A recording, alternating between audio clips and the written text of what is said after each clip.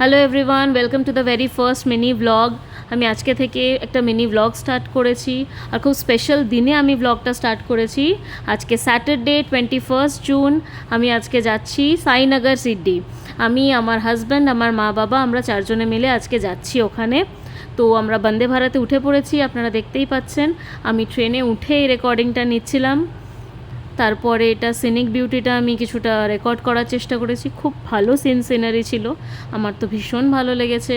আপনারা দেখুন, আশা করি আপনাদেরও খুব খুব খুব ভালো লাগবে।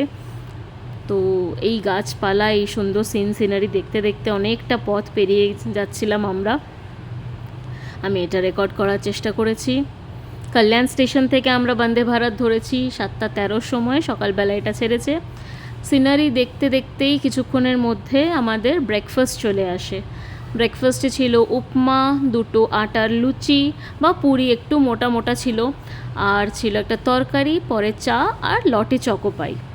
তারপরে আমি আবারও কিছুটা সিনিক বিউটি রেকর্ড করে নিয়েছি, আমার তো ভীষণ ভালো লাগছিল। আর লাস্টলি আমি আবার আমার হাজব্যান্ডের কিছুটা ক্লিপ নিয়েছি।